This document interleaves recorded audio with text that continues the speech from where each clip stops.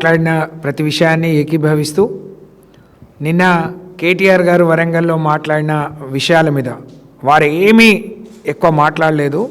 కేవలం రాహుల్ గాంధీ, రేవంత్ రెడ్డి వరంగల్ వచ్చి 4 ఏళ్ల క్రితం మే 6వ తారీఖున 2022న ఏం డిక్లరేషన్ ఇచ్చారో దాన్ని అమలు చేయమని మాత్రమే అడిగారు. ఒకవైపు మొన్న మా 25 ఏళ్ళు మా పార్టీ పుట్టి మరి 25 ఏళ్ల సెలబ్రేషన్ పూర్తయిన సందర్భంగా మేమందరం కేసీఆర్ గారిని అడిగాం. రైతుల పక్షాన ఒక తీర్మానం చేస్తున్న క్రమంలో, రైతులు పండించిన ప్రతి పంటను కొనుగోలు చేయాలని డిమాండ్ చేస్తున్న క్రమంలో మా జిల్లాలో మరి ఆ డిక్లరేషన్ వాళ్ళు చెప్పి 4 ఏళ్ళు అయింది. మేము ఒక సభ చేస్తాము. మేము అక్కడ పోయిన తర్వాత అందరం ఏమనుకున్నాం, కేటీఆర్ గారు వస్తే బాగుంటుంది, ఒక్కసారి కాంగ్రెస్ పార్టీ మరి గుర్తు చేద్దాం, వాళ్ళ మీద ఒత్తిడి తీసుకొద్దాం, రైతుల పక్షాన ఒక నమ్మకాన్ని, విశ్వాసాన్ని కలిగిద్దామని మేము నిన్న సభ పెట్టాం. కానీ మేము ఊహించిన దానికంటే వీళ్ళు ఎంత దిక్కుమాలిన వాళ్ళు, ఎంత సిగ్గుమాలిన వాళ్ళు కాంగ్రెస్ పార్టీ వాళ్ళు అంటే, నిన్న మేము సభ పెడితే ముందు ఒకరోజు మేము రైతు మేళా అని చెప్పి ఒక మేళాలాగా పెట్టుకొని మంత్రులు వచ్చి కాంగ్రెస్ కార్యకర్తల్ని రైతుల వేషం వేసుకొని డబ్బులు పెట్టి తీసుకొస్తే అది పేలిపోయింది. నిన్న మా సభ చూసి మేము కేటీఆర్ గారు మాట్లాడింది రైతుల పక్షాన, వాళ్ళ ఆవేదన, వారు ముందు రోజే వచ్చి 4-5 కల్లాలు చూసిన తర్వాత, మార్కెట్లు చూసిన తర్వాత, రైతులతో మాట్లాడిన తర్వాత, వాళ్ళ ఆవేదన చూసిన తర్వాత నిన్న మాట్లాడిన తీరును జీర్ణించుకోలేక ఇవాళ కేసు పెట్టడం, నిన్న మంత్రి గారు కానీ ఎమ్మెల్యేలు మాట్లాడిన తీరు, నిజంగా కవిత గారు అంటే మీకు ఏమైనా సిగ్గు శరం ఉంటే మళ్ళీ గ్రామాలకు మీరు రావాలనుకుంటే ముందు పోయి ఆ కల్లాలు చూడండి, రైతుల బాధలు వినండి. అధికారం మీరు గద్దెనెక్కడం కోసం రైతుల ఉసురు పోసుకున్నారు. తప్పకుండా వాళ్ళ కన్నీళ్లలో మీరు కొట్టుకోపోతారు, మీ డిపాజిట్లు గల్లంత అవుతాయి బిడ్డ అని చెప్తా ఉన్నాం. ఇదే నాయని రాజేందర్ రెడ్డి, ఆయన రైతు కాదు, రైతుల కష్టాలు తెలియవు. ఎక్కడో హన్మకొండలో ఉండే రాజేందర్ రెడ్డి రైతుల గురించి కేటీఆర్ మాట్లాడితే కేసు పెట్టడానికి సిగ్గుండాలే నీకు. నువ్వు రైతు కాదు, రైతు కష్టాలు తెలియనోడివి నువ్వు. ఆయనే ముందుగా కేసు పెట్టిండు. ఇలాంటి కేసులు లెక్క చేయం బాబు, మీకు వచ్చింది తిట్టడం, మోసం చేయడం, కేసులు పెట్టడం, మీకు వచ్చిన విద్య అది. ప్రజలు గ్రహిస్తూ ఉన్నారు. మరి అద్దంకి దయాకర్ కూడా నాకు తెలిసి రైతు కాదు, ఎక్కడో రోడ్ల మీద రాజకీయాలు చేసుకునే వాళ్ళకు రైతు కష్టాలు తెలియని వాళ్ళు నోటికి ఏదొస్తే అది మాట్లాడుతూ ఉన్నారు. దీన్ని తీవ్రంగా ఖండిస్తూ ఉన్నాం. నిన్న కేటీఆర్ గారి మీద సీతక్క చేసిన విమర్శలు కానీ, కాంగ్రెస్ పార్టీ నాయకులు చేసిన విమర్శలను తీవ్రంగా ఖండిస్తూ ఉన్నాం. ఆ వీడియోలు చూపించాం మేము. ఒక పిసిసి ప్రెసిడెంట్గా ఉన్న రేవంత్ రెడ్డి మాట్లాడిండు, సార్ మరి మీరు వాళ్ళు 10,000 ఇస్తే మీరు 15 ఇస్తున్నారు.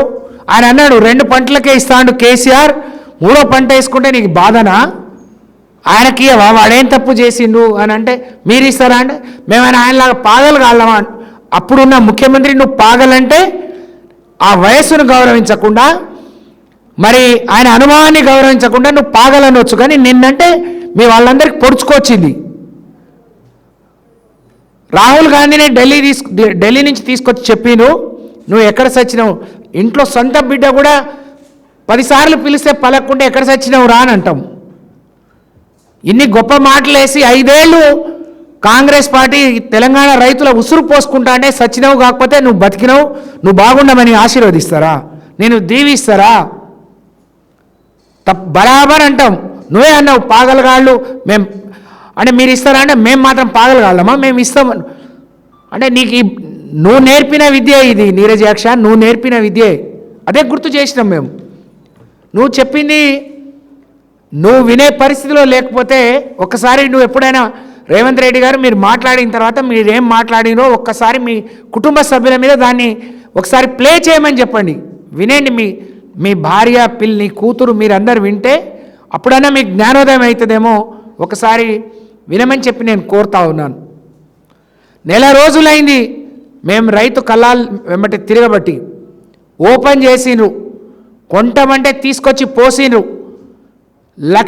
బస్తాలు అవసరం గన్ని బ్యాగులు ఉన్న కాడ 10,000 15,000 ఇచ్చిండ్రు. మిగతా వాయి కొంటామంటే గవర్నమెంట్ రేటు 15 రూపాయలు ఉంటే 30 రూపాయలకు అమ్ముతున్నారు. వాళ్ళే కూలీలను పెట్టి నింపుకుంటున్నారు. ఇప్పటి వరకు కాటా చేసినా ఎక్కడి నుంచి ఎత్తలేదు మీరు. అలాగే అక్కడ కూడా కాపలా రైతే ఉండమని చెప్తున్నారు.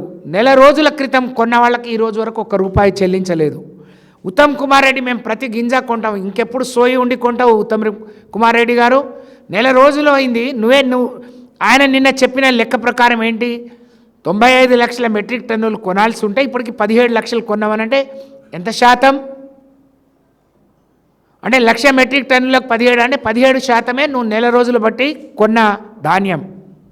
నువ్వే ఒప్పుకున్నావు. ఈ లెక్క మేము చెప్పలేదు. కానీ ఈ లెక్కన నువ్వు కొంటే ఇంకా 3 నెలల వరకు కూడా కళ్ళాల మీద ధాన్యం కొనే పరిస్థితి లేదు. రైతు అక్కడి నుంచి వచ్చేది పండించడానికి 3 నెలలు పడితే కళ్ళం దగ్గర తీసుకుపోయి 3 నెలలు కాపలా ఉండే పరిస్థితి. మా దగ్గర మొన్న రైతు, ఒక హమాలి కూలి రైతు అక్కడే పోసుకున్నాడు, కూలి పని చేస్తాడు. పాపం గాలి దుమ్ము వస్తుంది, వర్షం వస్తుందంటే బస్తా నింపడానికి పోయి పిడుగుపాటికి చచ్చిపోయాడు. ₹1 కూడా ఈ ప్రభుత్వం ఇవ్వలేదు. కళ్ళం మీద నీలం వెంకన్న అని ఒక రైతు చనిపోతే ఇది మీ హత్య కాదా? వాళ్లకు సానుభూతి అయినా ప్రకటించినా, వాళ్లకు ఎస్గ్రేషియా అయినా ఇచ్చిందా మీరు? ఏ మొహం పెట్టుకొని అన్నీ కొంటామని చెప్తారు? ఎన్ని రోజులు పడుతుంది మీకు మీరు చెప్పే లెక్క ప్రకారం? సీతక్కకు పెద్దగా మాట్లాడు, మా రాహుల్ గాంధీ చాలా గొప్పోడు ఆయన అంటారా? నీకు గొప్పోడు కావచ్చు, నీకు పదవి నేను తీసుకొని పదవి ఇచ్చినందుకు. కానీ ఇంతమంది రైతులను మోసం చేస్తున్నందుకు అది ఆయన ఒక మోసకారి. తప్పకుండా మరి మీ భాషలో మీరని మేము పాగలా అంటే మీరు పాగలో గొప్పోళ్ళో నిరూపించుకోండి. అసలు మీ ఉనికి ఉందా సీతక్క గారు, సురేఖ గారు? జిల్లాలో మంత్రిగా మీరు పనిచేస్తున్నారా? కమిషన్లు తీసుకున్నారని కేటీఆర్ గారిని మేము చెప్పలే, మీ పత్రికల్లోనే వచ్చింది. పంచాయతీ పెట్టుకొని మీటింగ్లకు రాకుండా ఉన్నది మీరు. ఒప్పందం కుదిరిన తర్వాత నీకు ఒప్పందం కుదిరితే నువ్వు కనీసం దేవాదాయ శాఖ మంత్రిని కూడా పిలవకుండా మొత్తం జాతర చేసుకుంది నువ్వు, నీకు వాటా వచ్చింది కాబట్టి. ఇది ప్రజలు పత్రికల్లో వచ్చింది, ప్రజలందరికీ తెలుసు. నువ్వు పిల్లి కళ్ళు మూసుకొని పాలు తాగి ఎవరు చూడలేదు అనుకుంటే అక్కడ ఏం జరుగుతుందో ఆ మాత్రం తెలియదా? వారం రోజులకే ఆ దిమ్మెలన్నీ కూలిపోతే మేము పోయి స్వయంగా చూసినాం. ఒక పూజారి కొడుకు పూజ చేసుకొని వస్తుంటే ఆయన కాళ్ళ మీద పడి కాళ్ళు కూడా తీసేసిండ్రు. మరి మీరు తప్పు చేయలేదు, అందులో అవినీతి చేయలేదు, చాలా బ్రహ్మాండంగా 1000 ఏళ్ల కోసమని కడితే 100 రోజులు కూడా అది బాగలేకపోతే కనీసం ఎందుకు పోయి చూడలేదు అని చెప్పి ప్రశ్నిస్తూ ఉన్నాం. ఆ పూజారి కొడుకును పరామర్శించిందా? వాళ్ళకేమైనా ఎస్గ్రేషియా ఇచ్చిందా? మీరు తప్పు చేయకపోతే వాళ్ళ దగ్గరికి పోయే మరి నిజాయితీ కానీ ధైర్యం మీకు ఎందుకు లేదు అని చెప్పి నేను ప్రశ్నిస్తూ ఉన్నాం. కాంగ్రెస్ నాయకులకు రైతుల మీద ప్రేమ లేదు, రైతులు పండించిన పంట కొనాలనే సోయి లేదు. వాళ్లకు అన్ని రకాలుగా మోసం చేసిండ్రు. ఎంతసేపు ఈ రాష్ట్రాన్ని దోచుకోవడం, దాచుకోవడం, మీ అధిష్టానానికి కప్పం కట్టడంతోనే మీ పని సరిపోతుంది. ఇది ప్రజలు గమనిస్తున్నారు. రాబోయే రోజుల్లో ఇదే రైతాంగం కాంగ్రెస్ పార్టీ నాయకులకు కర్రు కాల్చి వాత పెట్టడం ఖాయమని చెప్పి ఇప్పటికైనా మీరు జాగ్రత్తగా ఉండండి. ముందు మీరు మాట ఇచ్చినట్టు మొత్తం కొనుగోలు చేయమని చెప్పి డిమాండ్ చేస్తూ, కొనే వరకు బీఆర్ఎస్ పార్టీ కేసీఆర్ గారి నాయకత్వంలో, కేటీఆర్ గారి నాయకత్వంలో తప్పకుండా రైతుల పక్షాన మేము పోరాటం చేస్తామని చెప్పి ఈ సందర్భంగా తెలియజేస్తూ, మాట్లాడితే ఎదురు దాడి చేసే కాంగ్రెస్ పార్టీ, బీజేపీ పార్టీ నాయకులారా ఖబర్దారని హెచ్చరిస్తూ ఉన్నాం. ఇవాళ కౌశిక్ రెడ్డి గారి మీద జరిగిన దాడిని తీవ్రంగా ఖండిస్తూ, ప్రజాస్వామ్యంలో ఇది పద్ధతి కాదు, ఇట్లాంటి మాటలు సరి అయింది కాదు, ఇలాంటి దాడి సరి అయింది కాదు, దీన్ని అందరూ గమనించాలని, ఇది అందరూ ముక్త కంఠంతో ఖండించాలని నేను విజ్ఞప్తి చేస్తూ ఉన్నాను. ధన్యవాదాలు.